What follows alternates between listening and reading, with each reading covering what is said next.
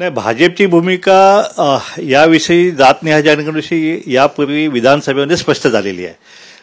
यापूर्वीचे माजी अध्यक्ष नाना पटोले यांनी महाराष्ट्र विधानसभेमध्ये ठराव पारित केला की महाराष्ट्राची जातनिहाय जनगणना सर्व समाजाची, मराठा समाजासह ब्राह्मणासह सर्वांची जातनिहाय जनगणना केली गेली पाहिजे अशा प्रकारचा ठराव जो आहे तो या ठिकाणी एकमतानं पारित झाला आहे. त्यामध्ये भाजपचे नेते देवेंद्र फडणवीस यांनी सुद्धा त्याला एकमुखी पाठिंबा दिला आणि सर्वमतानं ठराव पारित केलेला आहे की महाराष्ट्र जर केंद्र सरकारने नाही केली तर महाराष्ट्र सरकारने स्वखर्चातनं अशा प्रकारची जनगणना केली गेली पाहिजे. ही भाजपची भूमिका यापूर्वीच रेकॉर्डवर आलेली आहे. आता RSS जे आहे, RSSचे विदर्भाचे पदाधिकारी ते सांगतात की सामाजिक समता जी आहे ती धोक्यात येईल, त्यामुळं अशा प्रकारचे जातनिहाय जनगणना करू नये असं RSSचं मत जे आहे ते त्यांनी व्यक्त केलेलं आहे. वास्तविकता त्यांच्या मताशी आम्ही मुळीच सहमत नाहीये, कारण ही जातनिहाय जनगणना जी आहे, जातनिहाय यापूर्वी सुद्धा ब्रिटिशांच्या काळात झालेली आहे, 1931 साली झालेली आहे ना. त्यावेळी कुठे सामाजिक असमता झाली. त्यानंतर आता बिहारमध्ये जनगणना झाली त्यावेळी तिथं कुठं काय झालं, तिथं कुठं दंगली झाल्या नाही आणि कुठे एकमेकाविषयी हे नाही, काही सुद्धा झालेलं नाही.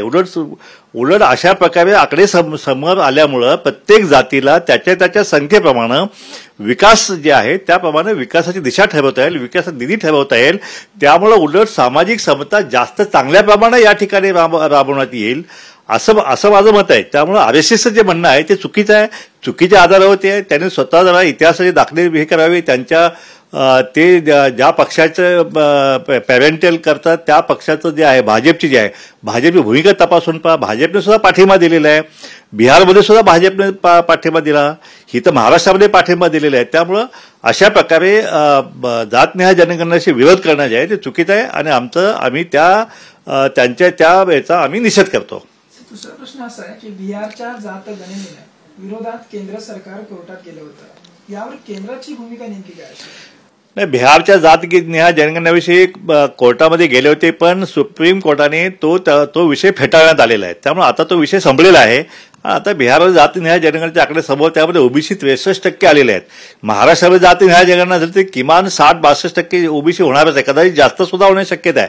आणि म्हणून माझी मागणी आपल्या दृष्टिकोनातून जातनिहाय जनगणना जी आहे ते ताबडतोब करावी. म्हणजे हे जे सुरू आहे महाराष्ट्रामध्ये, मराठा आता ब्राह्मण पण मागतायत, आता ब्राह्मणांना आरक्षण द्यायचं मग त्यांची संख्या मोडली पाहिजे. त्यामुळे हे सगळे समाज जे मागतायत, मुस्लिम मागतायत, दलितांच्या काय वेगळं करून मागतायत, मग एकदाच ह्या ओबीसी मधले जे घटक आहेत ते वेगळं मागतायत, त्यातलं काही जमाती SC मागतायत.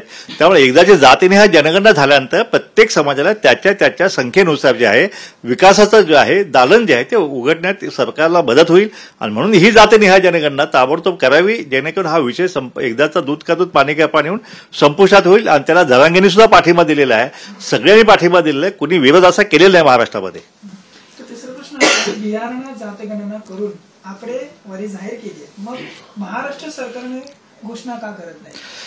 हे पहा, असं आहे की महाराष्ट्रानं जातनिहाय जनगणना केली गेली पाहिजे ही आमची प्रमुख मागणी आहे.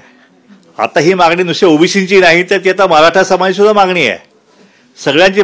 अजितदादांनी पण सांगितलं एकदाच जातनिहाय जनगणना होऊन जाऊ द्या म्हणून. मग आता घोडं कुठं आणलं आम्हाला कळत नाही, कारण देवेंद्र फडणवीसांनी एकमुखाने पाठिंबा दिलेला आहे, शिवसेनेनं पाठिंबा दिलेला आहे, सगळ्यांनी पाठिंबा दिलेला आहे, राष्ट्रवादी पाठिंबा दिलेला आहे. मग तरी सुद्धा हे सरकार जे आहे जातनिहाय जनगणना करण्यासाठी का घाबरत आहे हा आमचा प्रश्न आहे. त्यामुळे ताबडतोब हा विषय जो आहे त्याने मार्गी लावा, नपेक्षा आम्हाला याविषयी तीव्र आंदोलन जे आहे ते महाराष्ट्रामध्ये आम्हाला छेडावं लागेल. सामाजिक समतेसाठी जातगणना नको अशी भूमिका RSSने घेतली आहे, यावर आपली भूमिका काय? हे बघा, RSSला सामाजिक समता म्हणजे ते जे कोणी म्हणतात RSSचे पदाधिकारी, मी संपूर्ण RSSला दोष देणार नाहीये, पण जे कोणी पदाधिकारी अशी हे करतात की सामाजिक समतेची व्याख्या तर त्यांना कळते का काय? ते काय सामाजिक समता म्हणजे प्रत्येक समाजाला त्यांच्या संख्येप्रमाणे त्यांना विकास जे आहे त्यांचा जमातीचा करणे, विकासाचा त्यांचं दालन त्यांचं उघडणे, त्यांच्या योजना राबवणे, हे जर प्रभावीपणे करायचं असेल तर जातनिहाय जनगणनेचा दुसरा पर्याय नाही आहे. आणि म्हणून त्यांनी RSSने जे आहे त्यांची भूमिका मागे घ्यावी, नाहीतर आम्ही त्यांच्या ह्या भूमिकेचा आम्ही निषेध करतोय.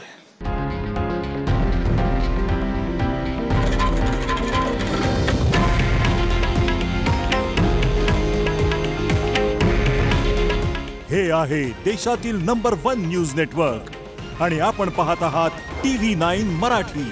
काळजी तुमची, हित महाराष्ट्राचं.